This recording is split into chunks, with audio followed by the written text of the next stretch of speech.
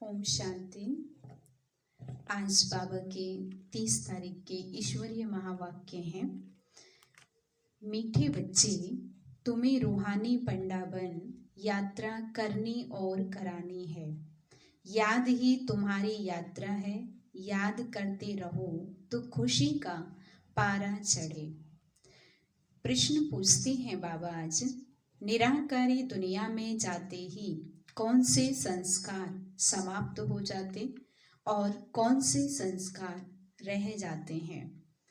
उत्तर है, वहाँ नॉलेज के संस्कार समाप्त हो जाते, प्रारब्ध के संस्कार रह जाते हैं। जिन संस्कारों के आधार पर तुम बच्चे सतयुग में प्रारब्ध भोगते हो, वहाँ फिर पढ़ाई का व पुरुषार्थ का संस्कार नहीं रहता है।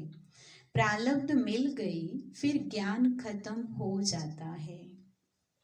गीत है आज का, रात की राही थक मत जाना, सुबह की मंजिल दूर नहीं। ओम शांति। यहाँ सम्मुख शिव भगवानु वाच्य है। गीता में दिखाते हैं श्री कृष्ण भगवानु वाच्य, परंतु श्री कृष्ण तो उस नाम रूप से सम्मुख हो ना सके। यह तो सम्मुख कहते हैं निराकार भगवानु वाच। श्री कृष्ण वाच कहें तो वह साकार हो जाता है। जो भी वेद शास्त्र आदि सुनाते हैं वह ऐसे नहीं कहेंगे कि भगवानु वाच, क्योंकि वह साधु संत महात्मा आदि सभी साकार में बैठे हैं। और फिर बाप कहते हैं, हे रूहानी राही, रूहानी बाप जरूर रूहों को ही कहेंगे कि बच्चे थक मत जाना। यात्रा पर कई थक जाते हैं तो फिर वापस आ जाते हैं। वह है जिस्मानी यात्रा। कई दंडवत परिक्रमा के लिए जाते हैं, बोला हुआ होता है तो थक जाते हैं तो फिर वो वापस भी आ जाते हैं। कई बीमार हो जाते हैं तो भी लौट आते हैं। भिन्न भिन्न मंदिरों में जिस्मानी तीर्थ यात्रा करनी जाते हैं तो कोई शिव के मंदिर में जाते हैं, वहां सब जिस्मानी चित्र रखे हैं भक्ति मार्ग के।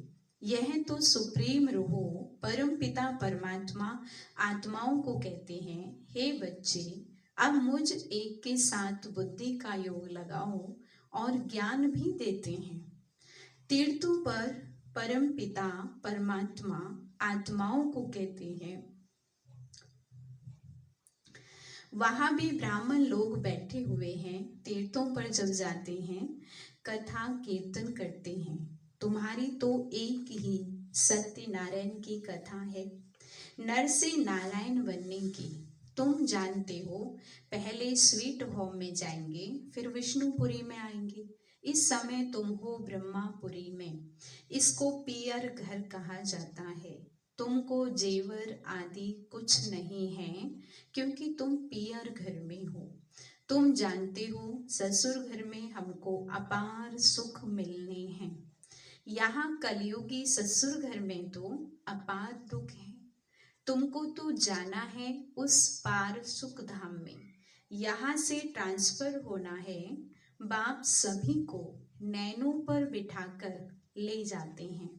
दिखाते हैं ना, श्री कृष्ण का बाप उनको टोकरी में बिठाकर उस पार ले गया। तो यह बेहद का पिता तुम बच्चों को उस पार ससुर घर ले जाते हैं। ये कोई शारीरिक बात नहीं है, आत्मा की बात है। पहले अपने निराकारी घर में ले जाएंगे, फिर ससुर घर भेज देंगे। तो वहां यह सब पियर घर ससुर घर की बातें भूल जाएंगे। वह है निराकारी पियर घर, वहां यह नॉलेज भूल जाती है, यानी परम धाम। नॉलेज के संस्कार निकल जाते हैं, बाकी प्रारब्ध के संस्कार रह जाते हैं। फिर तुम बच्चों को प्रारब्ध ही ध्यान में रहती है। प्रारब्ध अनुसार जाकर सुख के जन्म लेंगे। सुखधाम जाना है, प्रारब्ध मिल गई, फिर ज्ञान खत्म। तुम जानते हो प्रारब्ध में हमारी फिर वही एक्ट चलेगी, तुम्हारे संस्कार ही प्रारब्ध के हो जाएंगे। अभी है पुरुषार्थ के संस्कार, ऐसे नहीं कि पुरुषार्थ और प्रारब्ध दोनों संस्कार वहां रहेंगे, नहीं, वहां यह ज्ञान नहीं रहता। यह तुम्हारी रूहानी यात्रा है, तुम्हारा चीफ पंडा है बाप, स्वयं परमात्मा। यूं तो तुम भी रूहानी पंडे बन जाते हो, सबको साथ में ले जाते हो। वह है जिस्मानी पंडे, तुम हो रूहानी पंडे। वह लोग अमरनाथ पर बड़े धूमधाम से जाते हैं, झुंड के झुंड खास अमरनाथ पर बहुत धूमधाम से जाते हैं। बाबा ने देखा है कितने साधु संत बाजे गाजे ले जाते हैं, साथ में डॉक्टर आदि भी ले जाते हैं, क्योंकि ठंडी का समय होता है, कई बीमार पड़ जाते हैं। तुम्हारी यात्रा तो बहुत सहज है। बाबा कहते हैं याद में रहना ही तुम्हारी यात्रा है, मुख्य याद है। बच्चे याद करते रहें तो खुशी का पारा चढ़ा रहे, साथ में औरों को भी यात्रा पर ले जाना है। यह यात्रा एक ही बार होती है। वह जिस्मानी यात्राएं तो भक्ति मार्ग से शुरू होती हैं, यानी द्वापर युग से शुरू हो जाती हैं। वह भी कोई शुरुआत में नहीं होती। ऐसे नहीं कि फट से मंदिर चित्र आदि बन जाते हैं, वह तो आहिस्ते आहिस्ते बाद में बनते जाते हैं। पहले पहले शिव का मंदिर बनेगा, वह भी पहले घर में सोमनाथ का मंदिर बनाते हैं, तो फिर कहाँ जाने की दरकार नहीं रहती। यह मंदिर आदि बाद में बनते हैं, समय लगता है। आहिस्ते आहिस्ते नए शास्त्र, नए चित्र, नए मंदिर आदि बनते रहते हैं। टाइम लगता है, क्योंकि पढ़ने वाले भी चाहिए ना।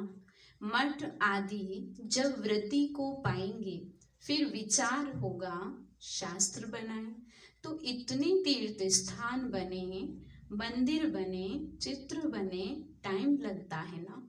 भले कहा जाता है कि भक्ति मार्ग द्वापर से शुरू होता है, परंतु टाइम तो लगता है ना। फिर कलाएं भी कमती होती जाएंगी। पहले अव्यभिचारी भक्ति, एक शिव की भक्ति थी, फिर वह विचारी भक्ति हो जाती है, अर्थात और भी देवी देवताओं की भक्ति शुरू हो जाती है। यह सब बातें समझने की हैं। यह सब बातें अच्छी रीति चित्रों पर सिद्ध कर बताई जाती हैं। समझने वालों की बुद्धि में यही चलता रहेगा कि ऐसे ऐसे चित्र बनाएं, यह समझाएं। सबकी बुद्धि में नहीं चलेगा, नंबरवार है ना। कोई की बुद्धि बिल्कुल चलती नहीं, वह फिर पद भी ऐसे पाएंगे, मालूम पड़ जाता है यह क्या बनेंगे। जितना आगे चलेंगे तुम समझते जाएंगे। जब लड़ाई आदि लगेगी, फिर प्रैक्टिकल देख लेंगे, फिर बहुत पछताएंगे। उस समय पढ़ाई तो हो ना सके, लड़ाई के समय त्राही त्राही होती रहेगी, सुन नहीं सकेंगे, पता नहीं क्या हो जाएगा। पार्टीशन हुआ तो क्या हो गया, देखा ना। यह विनाश का समय बहुत कड़ा है।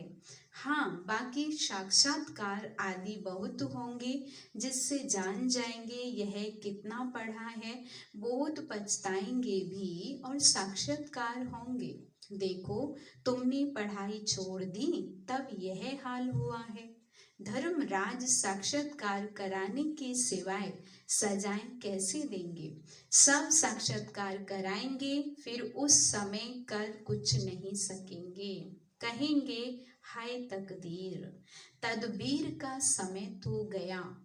तो बाप कहते हैं क्यों नहीं अभी पुरुषार्थ करते हो, सर्विस से ही दिल पर चढ़ेंगे।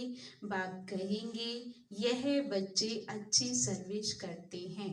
मिलिट्री का कोई मरता है तो उनके मित्र संबंधियों आदि को भी इनाम देते हैं। यहाँ तुमको इनाम देने वाला है बेहद का बाप। बाप से भविष्य 21 जन्मों के लिए इनाम मिलता है। यह तो हर एक को अपनी दिल पर हाथ रख पूछना है कि मैं कितना पढ़ता हूँ। धारणा नहीं होती तो गोया तकदीर में नहीं है, कहेंगे कर्म ही ऐसे फूटे हुए हैं। बहुत खराब कर्म करने वाले कुछ उठा नहीं सकते हैं। बाप समझाते हैं, मीठे बच्चे, तुम्हें इस रूहानी यात्रा पर अपने साथियों को भी ले जाना है। फर्ज है हर एक को यह यात्रा की बात बताना। बोलो, हमारी यह रूहानी यात्रा है, वह है जिस्मानी। दिखाते हैं रंगून की तरफ एक छमछम तालाब है, जहाँ स्नान करने से परी बन जाते हैं। लेकिन वह परी आदि तो बनते नहीं। यह है ज्ञान स्नान करने की बात, जिससे फिर तुम बहिष्ठ की बीवी बन जाते हो और ज्ञान योग बल से वैकुंठ में आना जाना तो तुम्हारे लिए कॉमन बात है। यानी ज्ञान स्नान रोज करेंगे तो हमारी तकदीर, हमारा जीवन परी फरिश्ते जैसा बन जाता है। और ही तुमको रोका जाता है, घड़ी घड़ी ध्यान में नहीं जाओ, आदत पड़ जाएगी। तो यह ज्ञान मानस सरोवर है। परम पिता परमात्मा आकर इस मनुष्य तन के द्वारा तुम्हें ज्ञान सुनाते हैं, इसलिए इनको मान सरोवर कहा जाता है। मान सरोवर अक्षर सागर से निकला है। ज्ञान सागर में ज्ञान स्नान करना तो बहुत अच्छा है। बहिष्ठ की बीवी को महारानी कहा जाता है। बाप कहेंगे, तुम भी बहिष्ठ के मालिक बनो। बच्चों पर लव रहता है, हर एक पर रहम पड़ता है, साधुओं पर भी रहम पड़ता है। यह तो गीता में लिखा हुआ है कि साधुओं का भी उद्धार करते हैं। उद्धार होता है ज्ञान योग से। तुम बच्चों में समझाने की बड़ी फुर्ती चाहिए। बोलो, तुम और तो सब जानते हो, लेकिन छाछ जानते हो, बाकी मक्खन खिलाने वाले को तुम जानते नहीं हो। बाप कहते, कितना अच्छी रीति समझाते हैं, परंतु किसकी बुद्धि में भी बैठे ना। बाप को जानने से मनुष्य हीरे जैसा बनते हैं, ना जानने से मनुष्य कौड़े में सर बिल्कुल पतित हैं। बाप को जानने से ही पावन बनते हैं। पति दुनिया में कोई पावन हो ना सके। तो जो महारथी बच्चे हैं वे अच्छी रीति समझा सकेंगे। कितने ढेर ब्रह्मा कुमार कुमारियां हैं। प्रजापिता ब्रह्मा नाम भी बहुत मशहूर है। प्रजापिता ब्रह्मा के यह है मुख वंशावली। ब्रह्मा को ही 100 भुजा 1000 भुजा दिखाते हैं। यह भी समझाया जाता है, इतनी भुजाएं तो हो नहीं सकती। बाकी ब्रह्मा तो बहुत बचड़े वाला है, बहुत बाल बच्चे हैं। ब्रह्मा फिर किसका बच्चा? इतना तो बाप है ना, इनका तो बाप है ना। ब्रह्मा है शिव बाबा का बच्चा, इनका और कौन बाप हो सकता? मनुष्य तो कोई हो नहीं सकता। ब्रह्मा विष्णु शंकर गाए जाते हैं सूक्ष्म वतन के, वह तो यहाँ आ ना सके। प्रजापिता ब्रह्मा तो जरूर यहाँ होगा ना। सूक्ष्म वतन में तो प्रजा नहीं रचेंगे। तो परम पिता परमात्मा आकर इस ब्रह्मा मुख द्वारा शक्ति सेना रचते हैं। पहले पहले परिचय देना है, हम ब्रह्मा मुख वंशावली हैं। अब तुम ब्राह्मण हो। प्रैक्टिकल में देखो, प्रजापिता ब्रह्मा की कितनी औलाद है। जरूर औलाद को वर्षा मिलता होगा। ब्रह्मा के पास तो कोई प्रॉपर्टी है नहीं, प्रॉपर्टी है शिव बाबा के पास।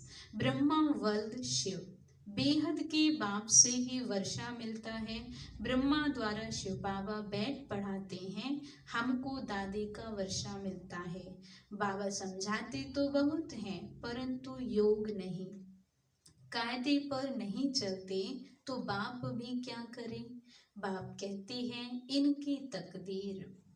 अगर बाप से पूछेंगे, बाबा से पूछें, तो बाबा बता सकते हैं इस हालत में तुम्हारा क्या पद होगा। दिल भी गवाही देता है, मैं कितनी सर्विस करता हूँ, श्रीमत पर कहाँ तक चलता हूँ। श्रीमत कहती है मन मना भव, सबको बाप और वर्षे का परिचय देते रहते हैं, ढिंडोरा भी पीटते रहते हैं। बाबा इशारा देते रहते हैं तुम्हें गवर्नमेंट को भी समझाना है, जो वह भी समझे बरोबर भारत की ताकत ही चली गई है। परम पिता परमात्मा सर्वशक्तिमान से योग ही नहीं है।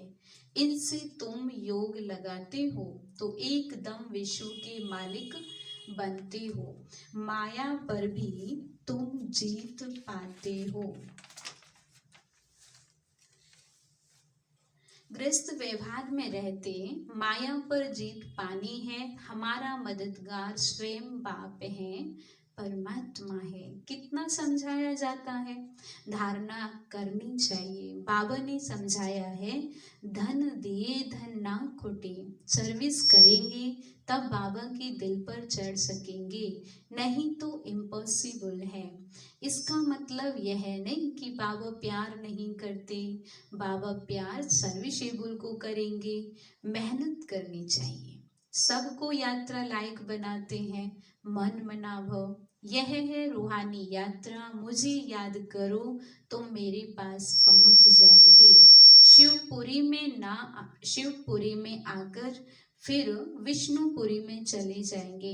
यह बातें सिर्फ तुम बच्चे जानते हो, कोई और मन मनाभव का अर्थ समझते नहीं।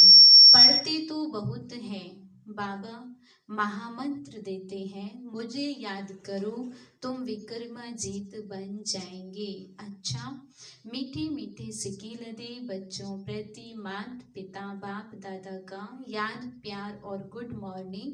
रूहानी बाप की रूहानी बच्चों को नमस्ते, रूहानी हम बच्चों की रूहानी बाप दादा को नमस्ते नमस्ते। शुक्रिया बाबा, शुक्रिया।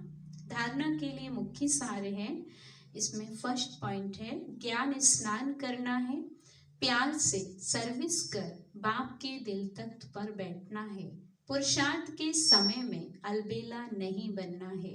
सेकंड नंबर है बाप की पलकों पर बैठ कलयुगी दुखधाम से सुखधाम चलना है, इसलिए अपना सब कुछ ट्रांसफर कर देना है। वरदान है आज का, जीवन में दिव्य गुणों के फूलों की फुलवाड़ी द्वारा खुशहाली का अनुभव करने वाले एवर हैप्पी भव। जीवन में दिव्य गुणों के फूलों की फुलवाड़ी द्वारा खुशहाली का अनुभव करने वाले एवर हैप्पी भव। सदा खुशहाल अर्थात भरपूर संपन्न। पहले कांटों के जंगल में जीवन थी, अभी फूलों की खुशहाली में आ गए।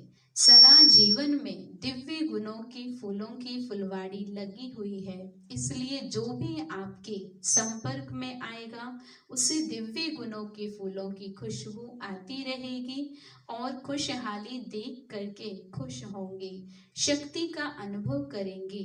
खुशहाली औरों को भी शक्तिशाली बनाती और खुशी में लाती है, इसलिए आप कहते हो कि हम एवर हैप्पी हैं।